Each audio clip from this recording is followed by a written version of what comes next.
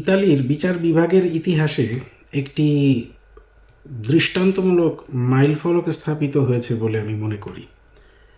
প্রিয় দর্শক, আজকে একটি অত্যন্ত মজার একটি বিষয় আপনাদের সামনে তুলে ধরব। ইটালির বিচার বিভাগ এবং ইটালিতে যে আইনের শাসন রয়েছে তার একটি সুস্পষ্ট প্রমাণ এই খবরটির মাধ্যমে আপনারা জানতে পারবেন এবং নিশ্চিত হতে পারবেন। গত 4 অগাস্ট 2025 ইতালির একটি প্রসিদ্ধ প্রভিন্স তোরিনো, এই তোরিনোর ট্রাইব্যুনাল, সাধারণ যে আদালত বলি আমরা, ট্রিবুনালে অর্ডিনারিও, সিভিল সেকশনের 9 নম্বর আদালত একটি বেশ, আমি বলবো এটা একটা ঐতিহাসিক একটা রায় দিয়েছে।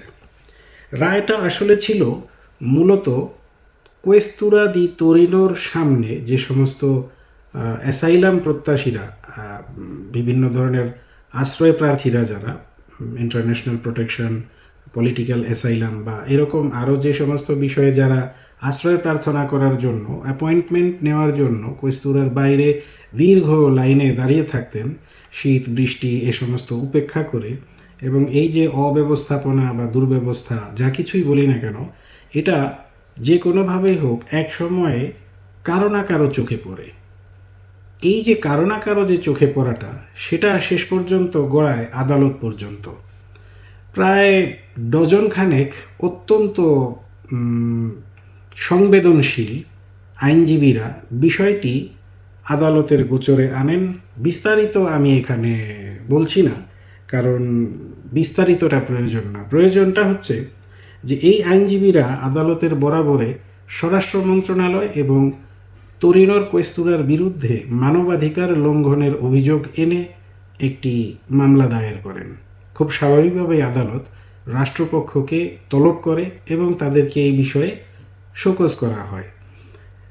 তথ্য প্রমাণ সন্দেহাতীতভাবে প্রমাণ করেছে যে কোয়েস্তুরা দি তোরিনোর সামনে যে সমস্ত মানুষগুলো মানবেতরভাবে একটা মানবেতর পরিস্থিতির ভেতরে দীর্ঘ লাইনে দাঁড়িয়েছিল, দিনের পর দিন তারা একটি অ্যাপয়েন্টমেন্টের জন্য অপেক্ষা করছিল, সেখানকার পরিস্থিতিটা আদালতের সামনে দিনের আলোর মতো পরিষ্কার হয়। 5ই মে এই মামলাটি দায়ের করা হয়। প্রথমে 17 এবং পরে 25শে জুন 2025 এ নিয়ে প্রাথমিক পর্যায়ের আলোচনা হয়। 28শে জুন এটি গৃহীত হয়। 15ই জুলাই এটি সর্বশেষ ডিবেটে আসে এবং সর্বশেষে 4 অগাস্ট 2025 মাননীয় আদালত এই অবিস্মরণীয় এবং দৃষ্টান্তমূলক একটি রায় দেন। আমি বিস্তারিততে যাব না, শুধু আমি আপনাদেরকে বলছি যে রায় কি হয়েছিল। রায়ের মধ্যে মূলত একটি বিষয় উল্লেখ করার মতো যে বিচার বিভাগ স্বরাষ্ট্র মন্ত্রণালয় এবং কোয়েস্তুরাকে 13,077 ইউরো জরিমানা করেছে, সেটা তারা বিচার বিভাগে জমা দেবে। তবে উল্লেখ করার বিষয় হলো যে এই রায় ঘোষিত হওয়ার পর অনূর্ধ্ব 2 সপ্তাহের ভেতরে কোয়েস্তুরা দি তোরিনোর সামনে যে অব্যবস্থাপনা চলছিল এবং কিছু ছোট ছোট তাঁবুও সম্ভবত অনেকে লাগিয়েছিল, সেগুলোকে সরিয়ে নেওয়া এবং আন্তর্জাতিক মানবাধিকার সংস্থার তত্ত্বাবধানে ঠিক যেমনটি হওয়া উচিত ঠিক তেমন ধরনের একটি ব্যবস্থাপনা এস্টাবলিশ করার আদেশ দেওয়া হয়েছে, যাতে করে কোয়েস্তুরাতে আসা বিভিন্ন ধরনের আশ্রয়প্রার্থীরা বিনা কোনো ভোগান্তির শিকার হয়েই তাদের আবেদনগুলো যথাযথভাবে জমা করতে পারেন।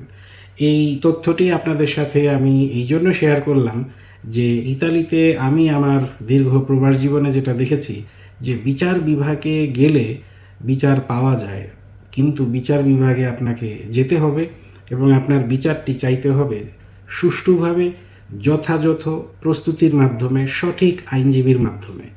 সুতরাং এর পরবর্তীতে আরও অনেক করণীয় রয়েছে, যেগুলো আমরা ধাপে ধাপে আপনাদের সাথে এই কমিউনিটি, আমি আমার দেশের কথাই বলবো, এই বাংলাদেশ কমিউনিটির যে সমস্ত এই আইনি সমস্যাগুলো রয়েছে সেগুলোকে নিয়ে অবিলম্বেই আমরা তাদেরই শরণাপন্ন হব যারা আসলেই মানবতার প্রতি সুবিচার করে আসছেন।